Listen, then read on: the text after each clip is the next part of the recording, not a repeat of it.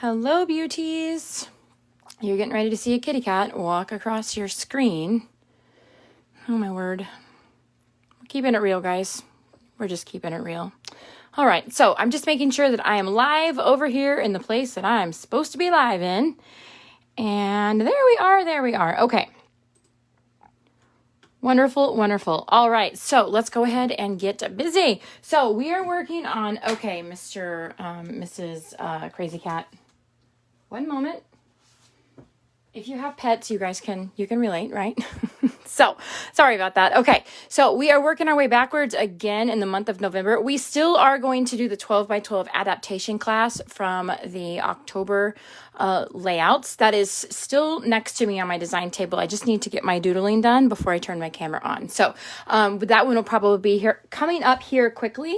But we're going to go ahead and start rolling with the November projects as well. So we are going to work our way backwards. We are going to start with project number 6, using the Created to Shine stamp of the month. So you guys know that you can get it either free or at $5. Whether you are a VIP or not. And I love to create pre-cut project kits centered around this stamp set. And so I think that you guys will enjoy the projects this month.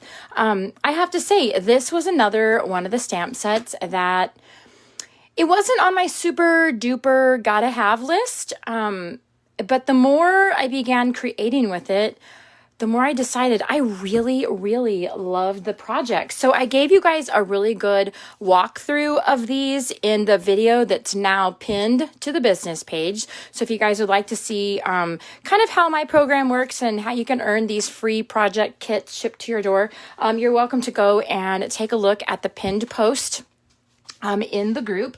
And oh my word, Suze, how about you pull up the little MacBook here so you can see what's going on. Oh my gosh. Hello, Miss Karen. Thank you for hopping in, darling. I'm sorry for ignoring you. I'm going to figure out all this techie stuff one of these days. So we're going to go ahead and get busy. All right, so I went ahead and I grabbed out my project kit, and I have already doodled my lines so that you guys don't have to sit and watch me do that. And I did a little bit of prep work just to make the class a little tiny bit shorter, because we do have a little bit of fussy cutting that we're going to be doing, which is okay, because I feel like every single one of these projects that we're working on this month, I might teach you guys another little, fun tip or trick that you guys maybe have not thought about or practiced before or something like that. So we've already doodled around the edges of most of these. You guys know that I am like a humongous fan of the journaling pins around the edges of our papers. However, I'm not super duper steady making circles and curves and all of that. I pretty much am pretty straight with straight lines, but circles and curves are kind of a struggle for me. So what I actually did, I cheated, okay? You guys may have noticed this if you've looked through your kit. So I used my Cricut pen, and when I was cutting these out for you guys, I just had the Cricut pen draw the doodle lines on the inside of this scalloped piece. So if you guys like the doodle lines, you don't have to worry about creating your own. It's already drawn for you. And if you don't like the doodle lines, just flip it over. It's a symmetrical image, so it'll be totally fine. And that way you can go ahead and carry on as if that fun little black doodling line was not there. Although I don't know why you wouldn't like it. It adds so much jazz to any project. I love it. So let's go ahead and get our stamping out of the way first, guys. And then we're going to get on to the cutting and assembling and all the things, okay? So we're going to go ahead and I'm going to flip this over because I always love to have a foam mat when I'm stamping. You're going to pull out your yellow piece, your lemonade piece. This is a piece of scrap. We're going to do a little bit of trimming, and then you want your pink scalloped piece. And what I like to do is I should have done this before I turned my mat over, but again, we're just keeping it real, you guys. Oh my gosh. I really like to pencil a lot of things in just because I feel that I'm much less likely to make a mistake.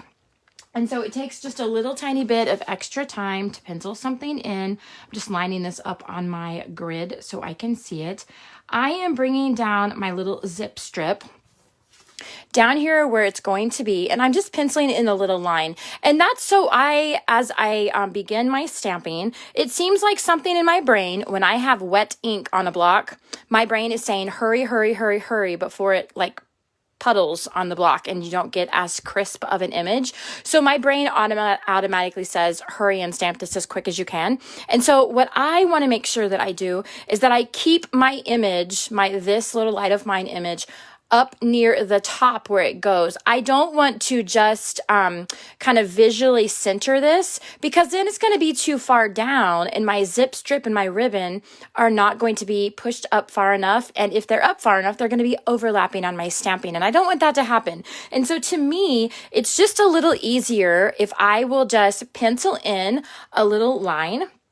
That is going to help me remember that I need to keep this above. And I actually penciled on the bottom and not the top, for goodness sakes. Oh my goodness gracious, you guys. It's been, whole last week was Mondays, and I have a feeling this whole week is going to be Mondays too, for goodness sakes. So let's pencil on the top of the zip strip. That is really going to help me accomplish my goal. So now I know when my brain is saying hurry, hurry, hurry with my ink on the block, that I'm going to center it in this square and not go too far down. That's going to affect all of my cute little pretty stuff down here. Okay, hope that makes sense. So we're just going to flip this over and go ahead and stamp our sentiment, this little light of mine. Another thing that I just wanted to mention to you guys is that, you know, the kind of the rule of thumb is that we want to choose a block that is fairly close to the size of the stamp image. Now, if you guys have never noticed this, I'm going to point it out because just the other day I had one of my customers say, Susan, I never noticed that. I didn't realize what that was for. So I just want to take this opportunity and show you guys. When you're looking at our catalogs, if you look down here at the bottom, they're actually going to give you the recommended blocks for this stamp set. So that's going to kind of, one of the things that's helpful is if you guys maybe don't have some of those bigger blocks that we use not quite as often, then this is going to help you see that if you don't have the 4x4, which is not a size that I use a 10, that you're going to need that in order to stamp with this stamp set. Similarly to the 1 by 6.5, that's also not one that I tend to use quite a bit. So this is always helpful to me. Of course, as a consultant, I have all of them, but those of you who are just kind of building your stash and maybe you don't have all the things, that's okay. But this little notation down here is going to ensure that you guys have the right sizes of blocks that you need. Now, the reason why this is important is because, how many of you guys have stamped and then you decide that you get ink around the corners of your blocks, right? Because when you push down, you pick up ink on the edge of your image, of your acrylic portion of your stamp, right? So the framework of this is that if you use a block that is as close as possible to the size of your stamp, you have less opportunity to get ink around the surrounding portion of your block, and then thus that ink transfers onto your project, creating a mess, and then you have to, find a way to fix your blenders. However, most people would probably put their stamped image on their block like this, but let me show you why I generally don't when it's sized like this. So I'm aware that I get a lot of ink on my blocks. I know that that's going to happen. I try to be really cautious of it. I do still make mistakes many times, but for me, I could get a perfect image stamped, and if it's not centered, I'm still throwing it away in the trash. Okay, so I don't even have to get to the point of whether there's ink on my block or not. If my image is not centered, I'm throwing it away because it'll drive me crazy. So what I like to do is, if you guys are looking, this block is 3 inches wide. Okay, it's a perfect fit for this size of stamp. It's perfect. There's not a better one out there. Okay, but when you go to stamp this, you guys can see this pink piece is 3 inches wide as well. So this means it's very difficult to see through the edge of this acrylic block. It kind of distorts it, almost like you're looking through water. Do you guys know what I mean?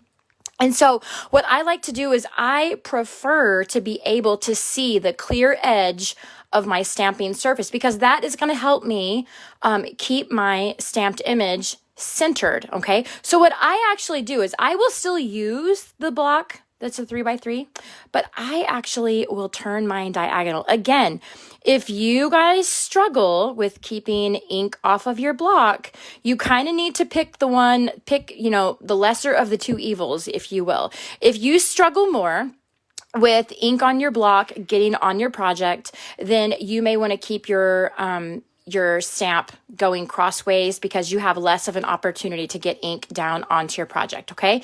If you're like me and you can really do a fairly good job of keeping the ink off of your project, but getting it centered is more of kind of like a big deal to you, then you might consider putting your stamp on your block like this in a diagonal. And what that does is it frees up this edge over here. So now when I stamp down onto my piece, look, I can clearly see the edge on the left and the edge on the right, and that is going to help me get this centered because this stamp sentiment is very close to my doodle lines. Like they are within, I mean, they're less than 1/8 of an inch. They're right up next to there. So you are going to cross over that doodle line if you're not pretty centered there, right? The good thing about it being such a snug fit is that there's very little room for error, right? So as long as you can keep it in between those two lines, you're pretty good. But you can see the difference when you put it on here at a diagonal, how you can clearly see the edges now. And we're still gonna, attempt to keep the ink off of our block. The good thing is that if you end up with ink on your block, okay, on these edges, these corners, they're not really on the paper, right? They're more on your mat. And so again, that's kind of another good point to this as well. I think there's probably going to be lots of instances that you guys are going to see where this theory works out very, very well in being able to keep it centered and still seeing the edges of the piece that you're stamping on. Okay, does that make sense to you guys who are watching? There's not a ton of people on, but whether I'm talking to 20 or 2, I want everyone to understand what I'm saying. I know that sometimes I talk really fast, and it just. Well, you guys have met me, right? So I'm going to ink this up. I'm going to ink this up. Just twisting it a little tiny bit. So I just want to make sure that I am got good coverage. Remember, the fun thing about a black ink pad, which is always my favorite, is that if you have a little bit of inconsistency, you can cover it up with your journaling pen or a black marker, and you don't have any color difference at all. It's a great way to fix things. In fact, I did it just today on a project. So I am getting myself all inked up, and I'm going to try to stamp with a phone in front of my face, which is occasionally challenging.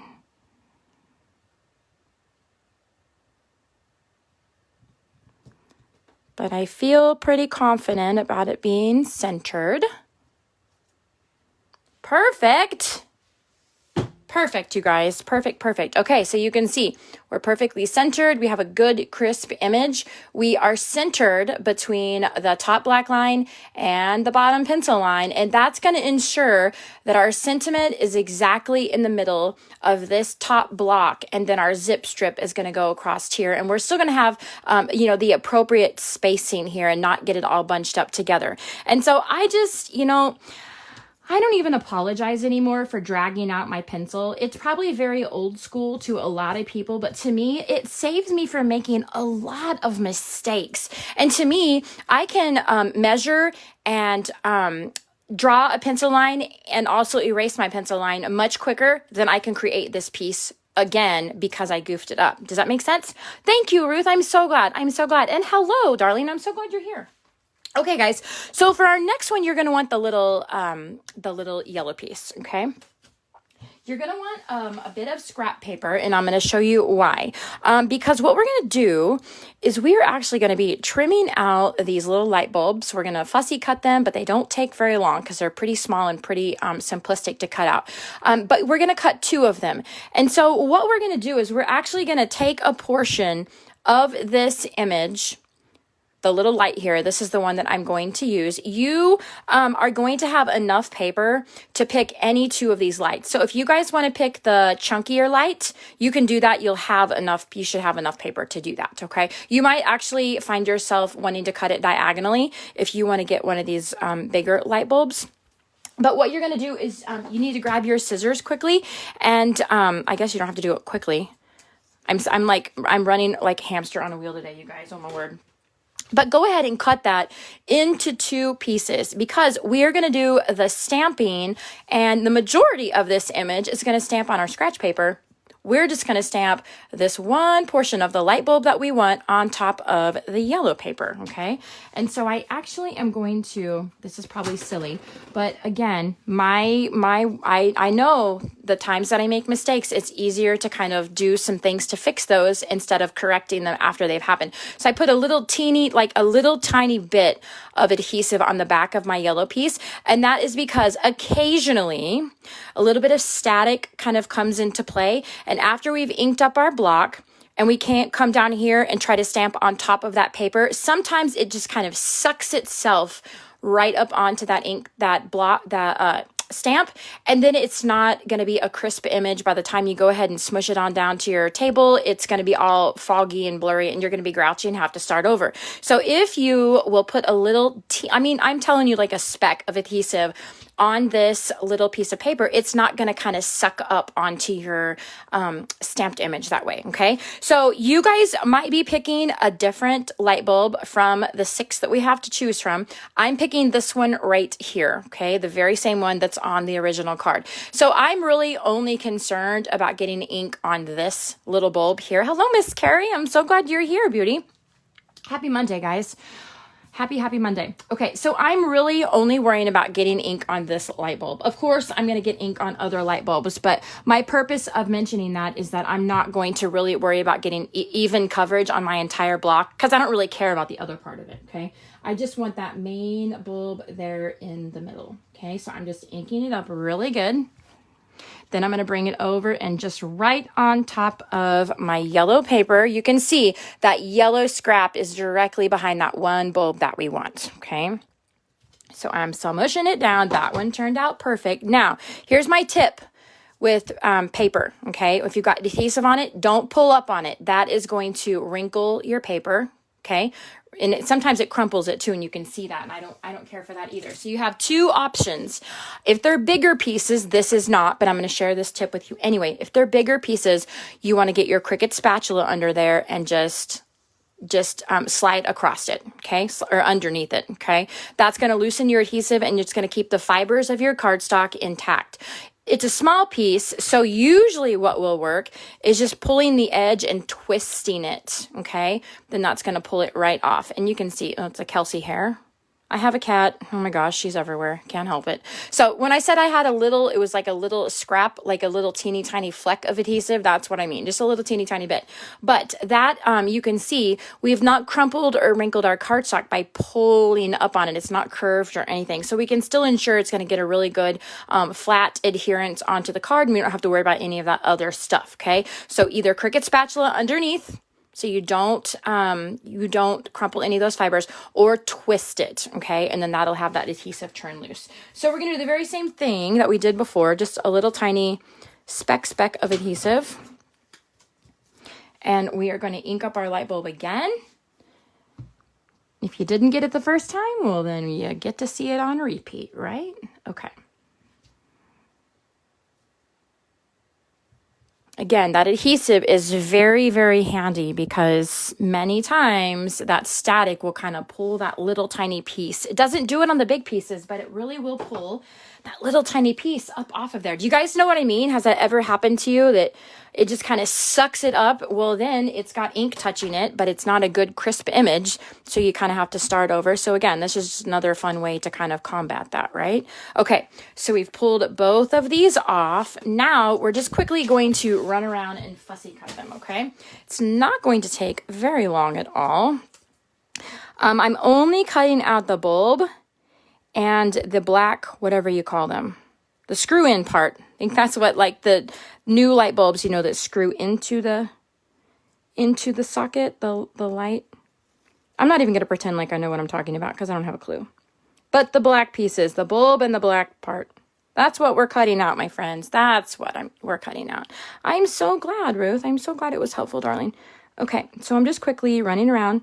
You can see, as I always share with you guys, when you're fussy cutting, keep your dominant hand straight where you're most controlled with your scissors, and turn the paper with your left hand, your non-dominant hand, okay? That's going to help you get the most precise cut Now, what I'm doing here is you guys are going to see this, you're going to see this kind of come together in a moment. So let's see if we can. Okay, close your eyes a second. I'm going to zoom my camera up, and I don't want to make you guys dizzy. Just don't look at the nails, okay? I'm a farm girl. So what I am doing, I kind of did a little blunder there. There's a great big chunk out of there, like an alligator got a hold of it, but I am just kind of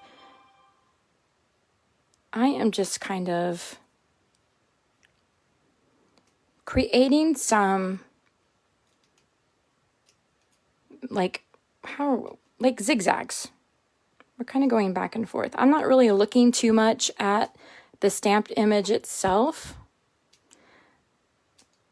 I'm just kind of making some zigzags. Then we're going to trim the outside off, and I'm going to show you how you can fix some of it with a black marker if you have blundered like me.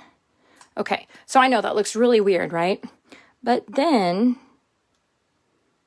if we go and kind of tone them down, trim the edges, okay?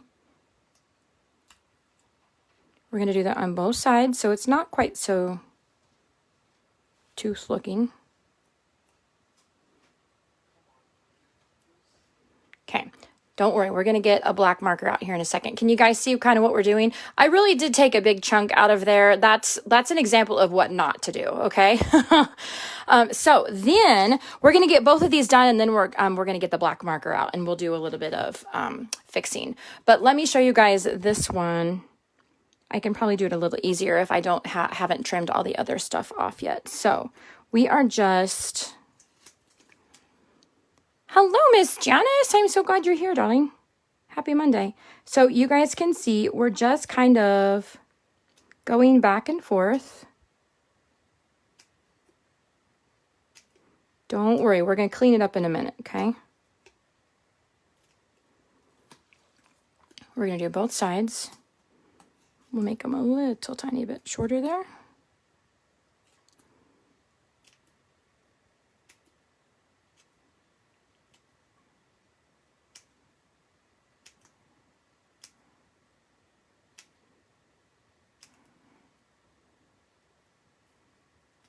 Okay, now we will kind of clean up these edges.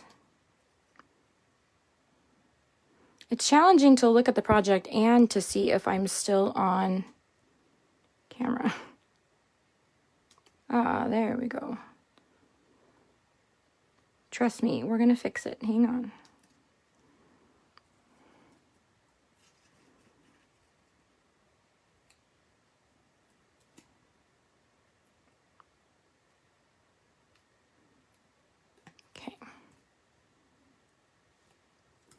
Okay, awesome. So we have that hard part done. We'll finish trimming this out, and then we'll move our camera back down so you guys don't have to look at my country girl hands.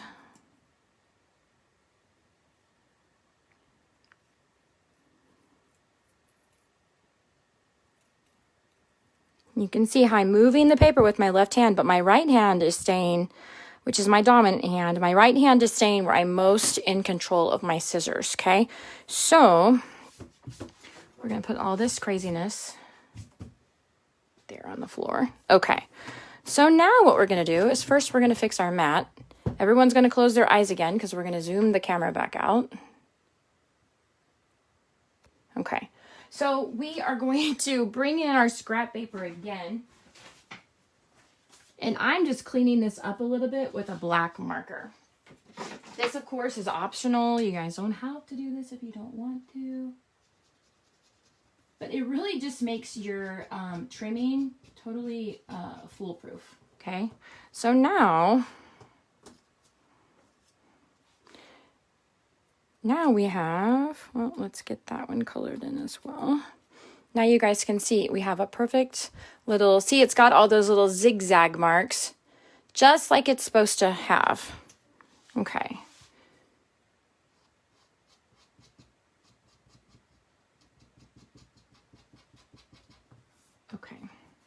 So we'll put this one with the chunk out of it on the bottom, but you guys can see exactly how we achieve that. Now it's a nice dark black. And that's the thing. When we start really snipping something a lot and you get these little teeny tiny slivers almost, they kind of twist and turn, and then you see the colored part of it, and it's just not that solid black that you might like. And so really we get the shape with the scissors, and then we fix it with the black marker. And to me, it's just a happy little pairing there. Okay, we're gonna do one more thing to our bulbs, guys, is I am grabbing my gold brown marker. Okay, now I cannot tell you guys how much you need to take time to do this. Okay, if you love the markers as much as I do, and you're gonna want them for next month, I'm just saying, if you guys love the markers as much as I do, take the time to color in a chart. Okay, because what that means is that you guys can then take your paper and you can match it up next to the colors that are already dried. So you see exactly what they look like when they're dried.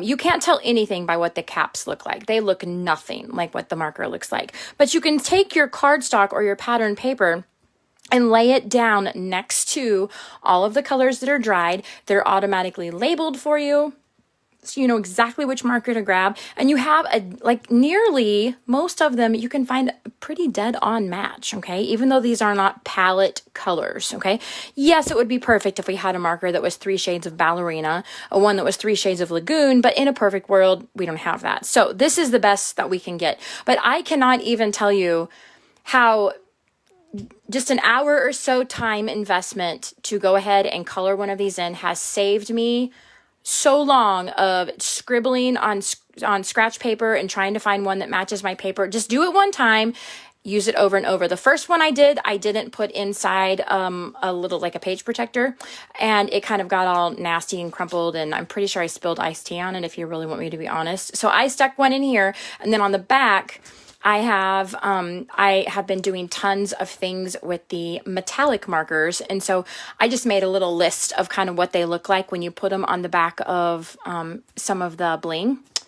And so that was just a good way to kind of compare those. So I could compare them to my other metals in my embellishment cubby, and also compare them to paper packs and all of that good stuff. So,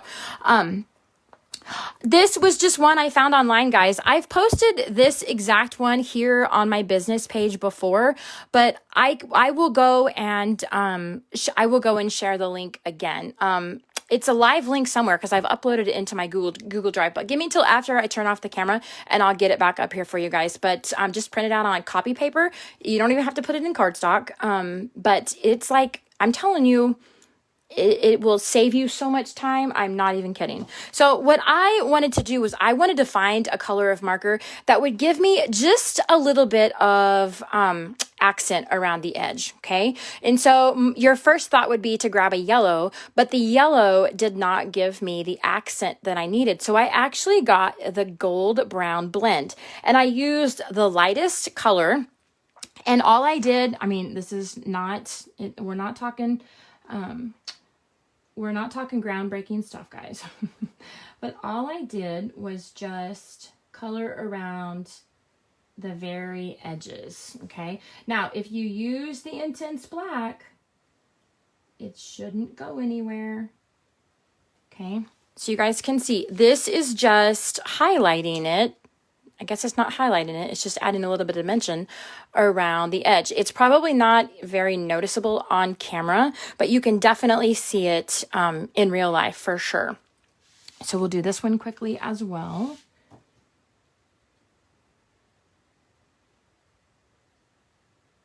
I'm pretty sure when I prepared this kit, I actually put the marker on before I cut it out. So when you guys are putting yours together, you might even consider doing that. Put the marker on before you cut it out, so you have something to kind of grip.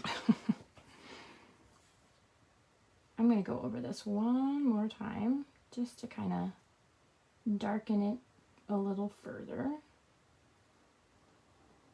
Okay. The good thing is if you go out a line on this, well then it just goes on scratch paper. Okay, so we're done with our little light bulbs. And they will be ready to go here momentarily for the rest of our card. So now we are going to grab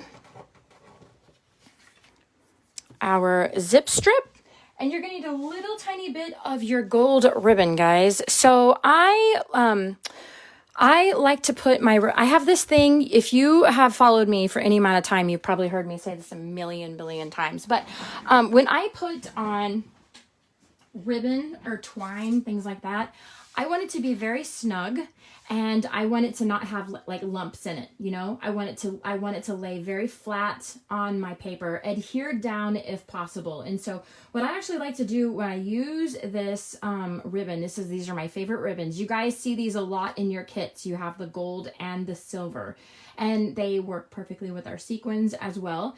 But I love them, and it's about 1/8 of an inch wide, the ribbon, and I have 1/8 of an inch wide score tape, and I love it. It's a really flat adhesive. As you can imagine, it would be really difficult to use a tape runner of sorts and get it on the ribbon, and I kind of have a love-hate relationship with liquid adhesive, so therefore score tape is the winner. So I put a little bit of score tape on here. As you can see, it's exactly the same width, and I just pulled it off. And so this is going to, oops, hang on. I'm glad you guys don't do this live with me, for heaven's sakes. Let's put the zip strip on first, okay? That's going to ensure that we get this straight across, because it's going to be easier to line up a zip strip straight than it is to get the ribbon straight without the zip strip being next to it. So we are going to, I got an adhesive on here. As you guys can obviously tell, it is wider than the pink piece on purpose, okay? If you want to cut it off flush, you can. I just love, if I have the paper is long enough to do that, which this case it was, where I didn't actually need to use the other portion of the zip strip for another project. But I really prefer tucking my edges behind.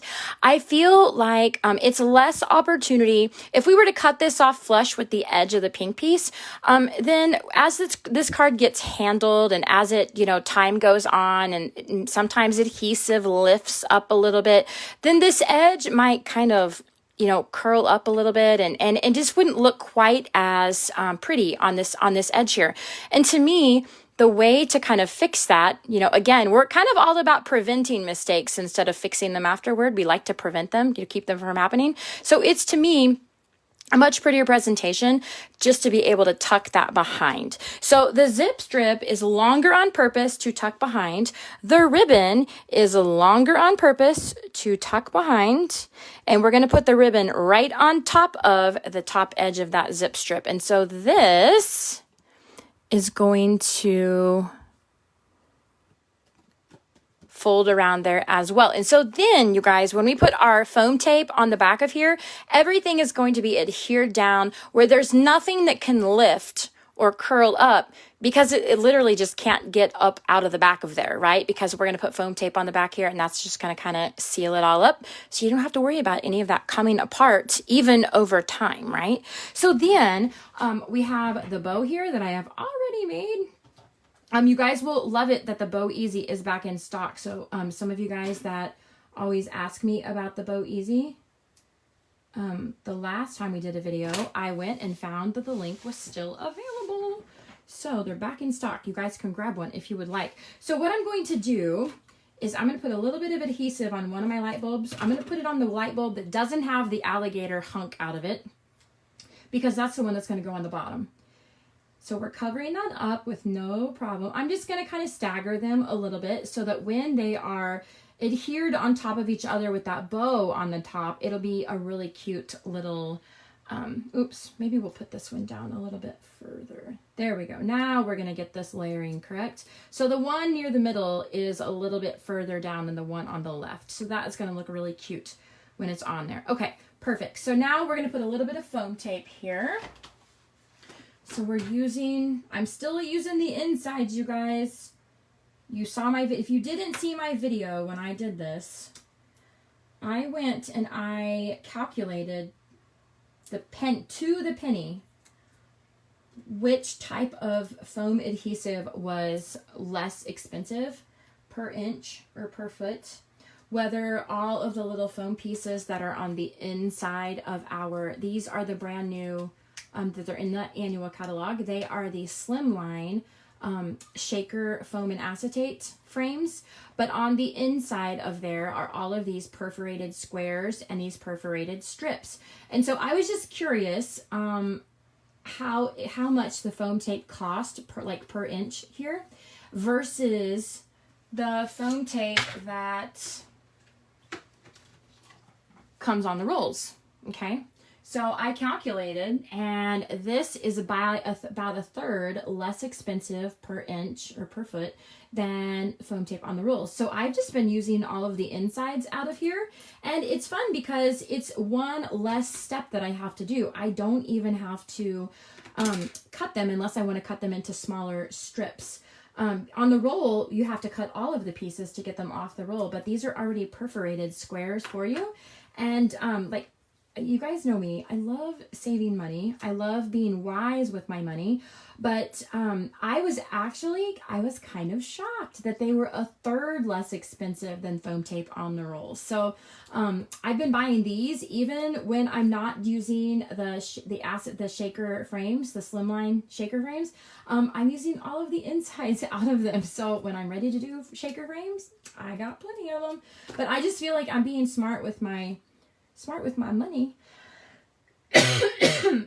Pardon me. By using the least expensive foam tape. So, you know, just fun stuff, guys. Stuff that not everyone would appreciate, but I sure do. Okay, so I put our foam tape down with our little light bulbs, and you can see we're going to put our cute little bow on there. Oh my gosh, it's already looking so cute.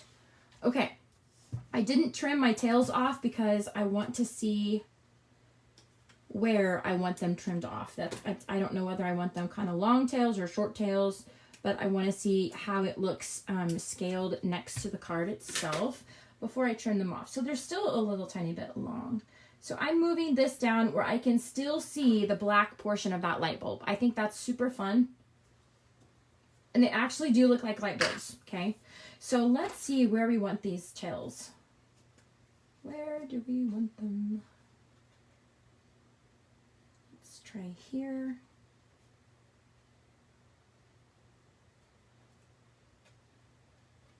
Maybe that one a little tiny bit shorter. Oh, cute! Cute, cute, cute! Okay. So let's see which, oh my gosh.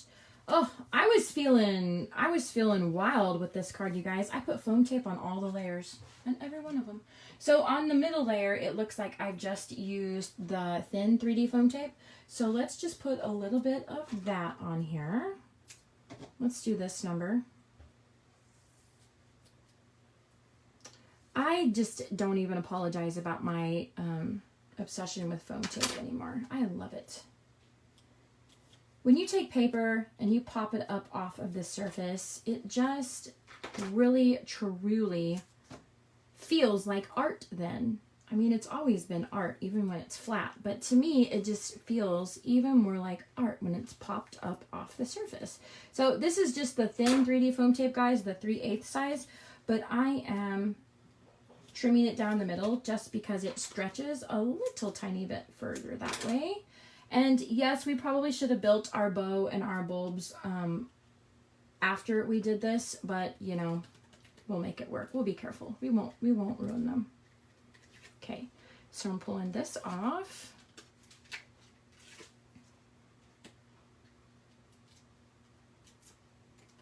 I have foam tape, square, the backing all over the darn place, for goodness sakes.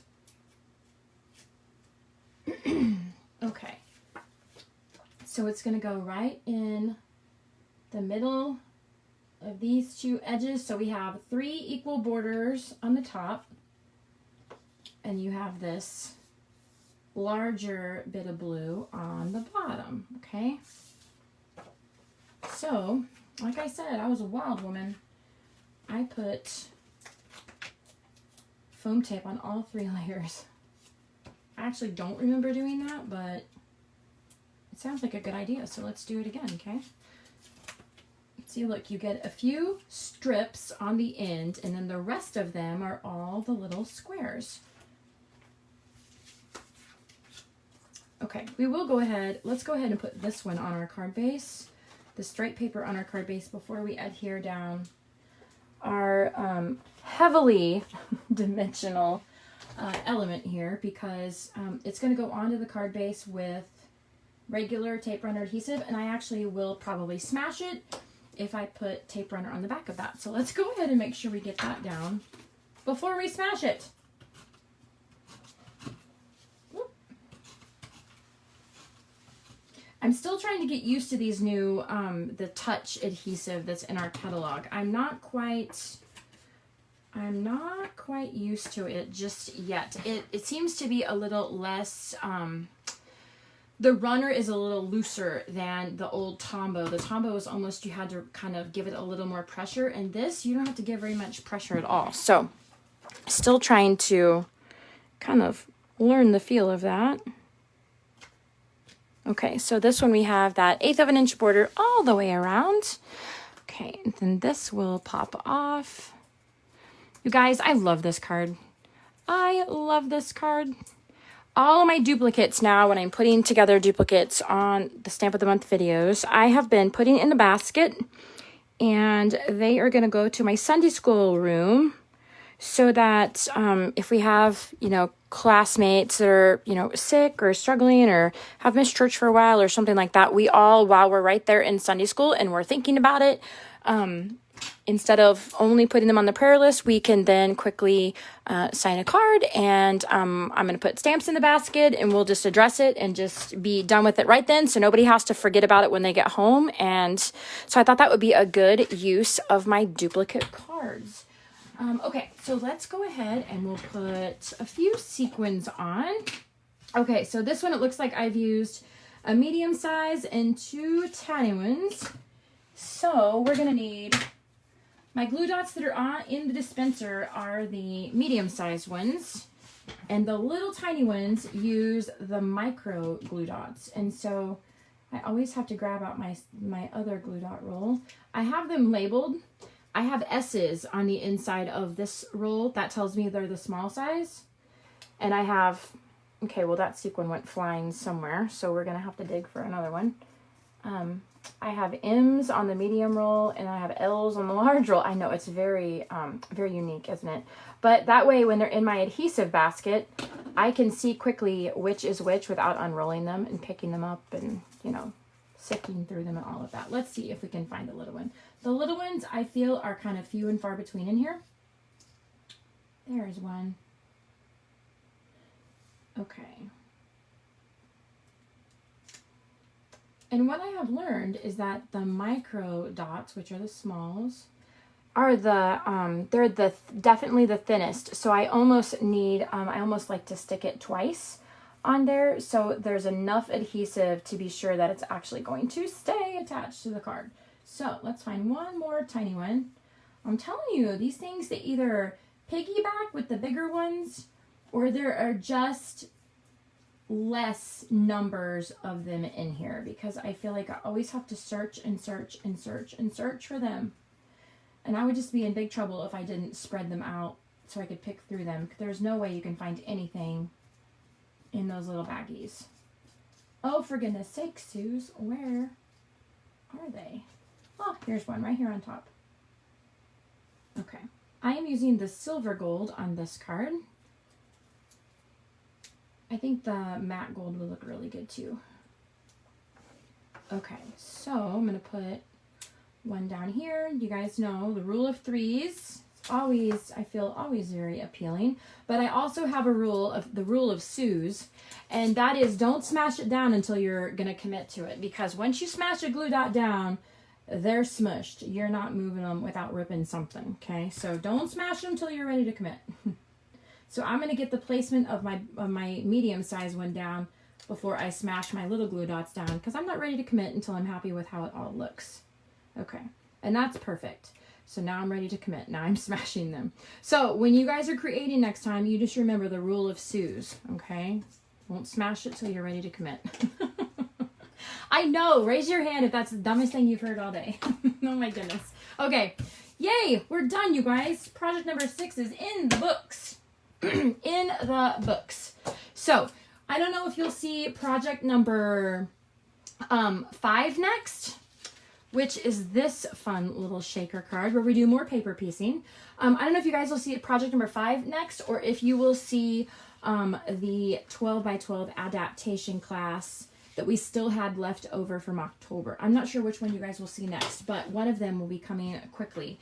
I have the 3rd page already designed and laying on my desk for the calendar kit that we've been working on. We started it in October, and we're going to get through all 13 pages. Even if we have to do multiple videos a day, we're doing it. I'm going to get through all 13 pages of the calendar. So you guys can use it either for a calendar, or you can use it in like a scrapbook layout if you would like to do that. But this is the kit you guys are going to receive free from me this month when you place an order of $75 and you include the November stamp of the month. So you'll get this project kit. Again, if you guys want to see all of the nuts and bolts of my program and how it all kind of works, look at the pinned post right here on the business page. I go through all the kits. I talk you guys through all of the different. It's a big, long, wordy video. But this is what you guys will get if your order is $75. And then if you guys spend a little more, because we do have a brand new catalog, then you're going to get all of the Cricut pieces and pages and cuts and all of that, plus the binder rings to create the mini album this month. So this mini album is over on the blog as well, justcrazyblessed.blogspot.com, and it is a workshop that you guys can actually get the cutting guide and design space for just by placing an order. And so all the details are there in that blog post. There's no, like, when I say all the details are in the blog post, I don't mean, hey, I'm hiding something from you. I'm just trying to cut down 20 minutes of me explaining it on the video. But that'll tell you exactly how you can go about grabbing it. It gives the supply listing. But I do have a lot of ladies that shop with me that don't use Cricut. And so I know that especially with the holidays coming, this would make an amazing gift. And so what I thought they would love is if I did all the hard work of cutting all, like there is a ton. Just the sorting took me forever. That's all I'm saying. There's a ton of Cricut cuts in here. All of your frames, your icons, your arrows, your stars, all the things, all of your Cricut pages are all in here, in this kit. And then I also threw in the jump rings that you guys, or the binder rings that you guys would need for the kit as well. So the other things you guys will be able to grab, they're on the supply listing. So your embellishments and your paper pack and all of that you can get from the website is all there in the blog post as well. But this is what, if you guys have shopped with me before, you hear me talking about an add-on kit. And an add-on kit is usually the second stamp of the month kit that I create for my customers. And it's just for those that want to spend a little more than the $75. So the add-on kit is a pre-cut kit that you get when your order hits $125, and you actually get both of them. You get the $75 kit and you get the $125 kit. As long as I have inventory, they're first come, first serve. But instead of a stamp of the month add-on kit this month, I'm doing the Cricut cuts as your add-on kit. So if your order reaches $125, you guys can get the pre-cut $75 kit, and you can get all the Cricut pieces and the binder rings for the mini album as well. So this is going to take some paying attention to supply listings to make sure you guys get the products that you need if you're wanting to create these projects. So definitely take a look at the blog post, and if you guys have questions, reach out to me. I'm always happy to help you. If you are a VIP of mine, if you are affiliated with me as a VIP customer of mine, you should always be watching the videos that are inside our Facebook, our private Facebook VIP group, because you guys, as my VIP customers, you guys get extra savings, you get extra specials, you get extra little somethings that everybody else doesn't get. So make sure that you're looking in that group, especially for the great big overview video that we do at the first of every month. Okay, because you guys get cash rebates, and you get bundle savings, and you get coupons, and it's awesome place to be. Okay, so definitely your savings is in that group. So if you're not a VIP with another consultant and you might like to be one, reach out to me and I'll be happy to send you a link so you can look over that. And when you guys are placing your orders, if you want to make sure that you're qualifying for kits and you're getting all of the incentives that you're hoping for, you are always welcome to send me a screenshot of your shopping cart, and I will look over it and make sure that you are qualifying for all of the things that you would like to qualify for. And that way you don't have to worry about your math being wrong or you misunderstanding something, and not getting all of the rebates and the coupons and all of the fun kits and all the things you can get for free. I want you guys to be able to do that with one order, not to have to place another one and pay shipping twice. So you're welcome to send me a screenshot. I'm so happy to look over it. You're never a bother to me. And until then, I hope you guys enjoy the projects. If you have questions, reach out. Always happy to serve. And I think we've covered everything, guys. Go check out the new catalog, okay? If you guys have not seen this yet and you don't have one, any size order will get you this for free in your box, okay? It's a gift from close to my heart. They'll give it to you for free, and it'll just come with any size order. There's not a minimum that you have to place or anything like that. It'll just automatically come in your box, and you guys, the artwork is just quite amazing, and I have to say, the products are pretty great too. So if you have questions, shout at me. I hope you guys are having a wonderful, wonderful Monday. And I will go and grab that link to the marker chart, guys, and I'll put it here in the comment thread of this video. So that if you're watching this video and you want to be able to print out that marker chart, you can do that with the link that I'm going to post below. So I hope that's helpful, and I hope you guys enjoyed the class. Thanks for watching, everybody, and happy Monday, and I'll see you guys soon.